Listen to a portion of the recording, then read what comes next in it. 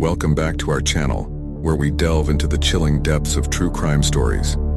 Today we're about to unravel a horrifying tale that shook the nation. It's the twisted and sinister saga of Alton Coleman and Debra Brown, a murderous duo whose reign of terror spanned multiple states, leaving a trail of victims in their wake. Join us as we explore the harrowing crimes, shocking twists, and the ultimate pursuit of justice in one of the most notorious crime sprees in American history. But beware, the details of this story are not for the faint of heart. So, if you're ready to journey into the dark and disturbing world of Alton Coleman and Debra Brown, hit that subscribe button and buckle up for a chilling ride. Alton Coleman was born in 1955 in Waukegan, Illinois, and was the third of 5 siblings. His early life was marred by a difficult upbringing. His mother, who worked as a prostitute and held multiple jobs, abandoned him as an infant by placing him in a garbage can. Fortunately, his grandmother, who lived in the same house, rescued him from this situation. However, Coleman's childhood was marked by a troubled environment characterized by rejection, drug use, prostitution, and sexual abuse. Reports suggest that he was involved in disturbing acts, including group sex and bestiality, with both his mother and grandmother. Additionally, his grandmother subjected him to cruel practices, such as making him kill and dismember animals as part of voodoo rituals. Among his peers, he endured teasing and the nickname Pissy due to his habit of wetting his pants. As he grew older, Coleman turned to a life of delinquency, joining a local street gang and eventually dropping out of school in the 9th grade. He rarely held steady employment. In December 1973, at the age of 18, Coleman committed his first known sexual offense. He and an accomplice abducted a 54-year-old woman named Eleanor McIntyre at gunpoint, raping her and stealing her money and car. However, through plea negotiations, Coleman was convicted only of armed robbery, serving time at Joliet Penitentiary. After his release on parole, he faced another trial in late 1976 for the rape of 17-year-old Sherry Patterson. He was acquitted after convincing the jury that the act was consensual. While in pretrial detention at Lake County Jail, he faced charges of sexually assaulting 3 fellow male prisoners, but was convicted only of battery. Throughout the early 1980s, Coleman faced a series of criminal accusations, including rape and sexual assault. However, he managed to evade convictions or had cases dismissed due to a lack of evidence or probable cause. Debra Brown, in contrast, was born in 1962 in Waukegan, Illinois, and came from a stable background. She had no prior criminal record and was engaged to another man when she first met Alton Coleman in 1983. Eventually, she made the decision to leave her boyfriend and family to move in with Coleman and provide care to his grandmother. This marked the beginning of a tragic and violent partnership between Coleman and Brown, which would lead to a notorious crime spree in 1984. Following their violent crime spree, Alton Coleman and Debra Brown became subjects of intense investigation by the FBI.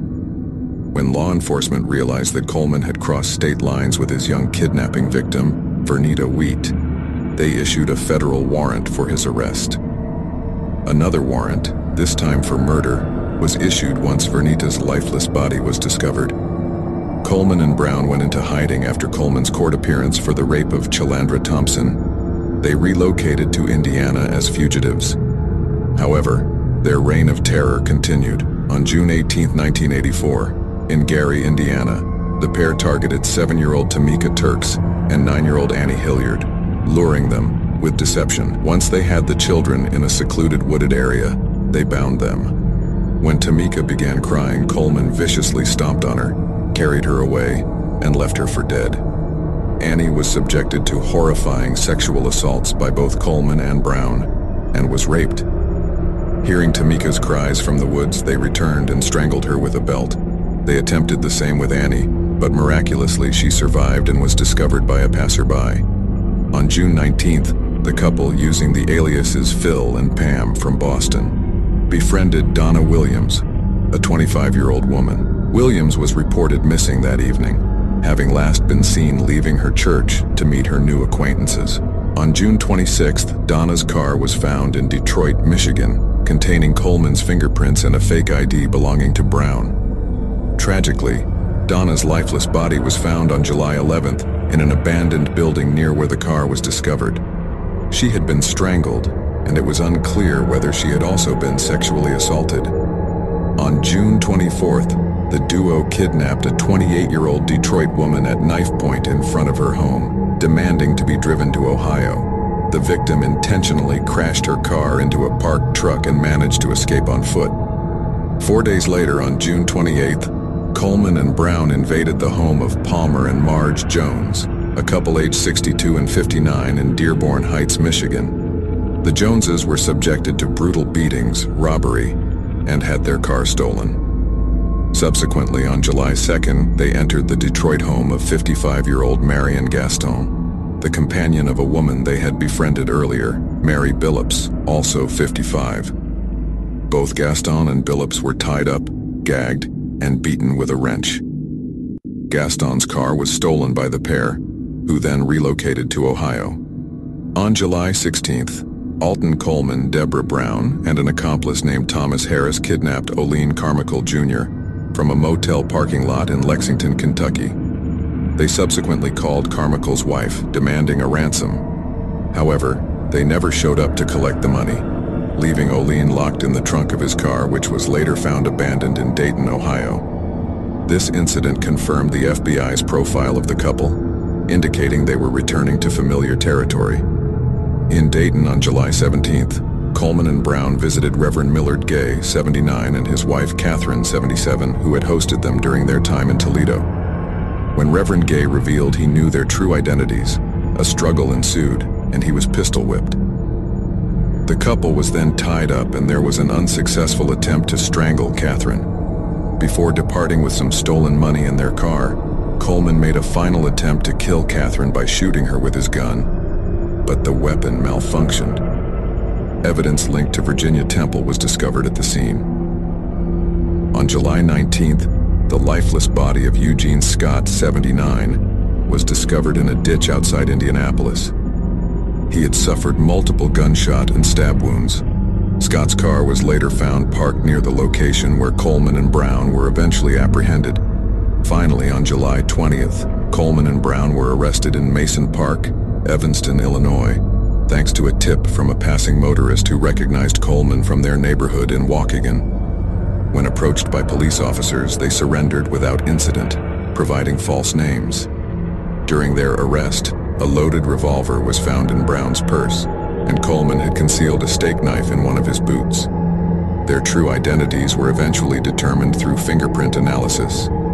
In the legal aftermath, Coleman faced trials in Ohio, Indiana, and Illinois, receiving 4 death sentences for his crimes.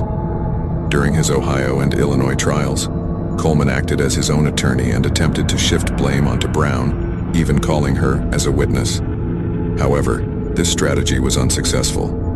Debra Brown received 2 death sentences, one in Ohio and one in Indiana, for her involvement in the murders of Marlene Walters and Tunny Story. In 1989, her Ohio death sentence was commuted to life imprisonment due to her diagnosed mental retardation.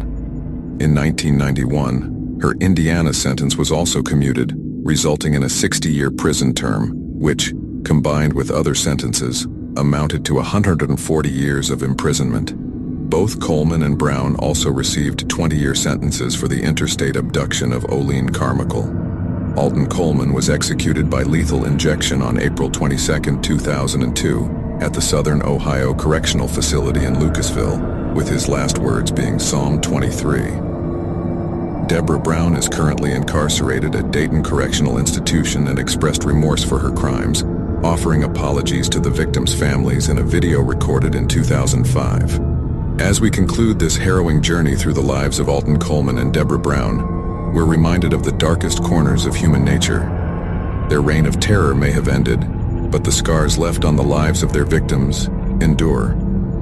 If you found this video as compelling and bone-chilling as we did, don't forget to like, share, and subscribe for more true crime stories that explore the depths of the human psyche. And remember, in the face of darkness, it's the pursuit of justice that brings light to the shadows. Thank you for joining us on this unsettling voyage. And until next time, stay safe and stay curious.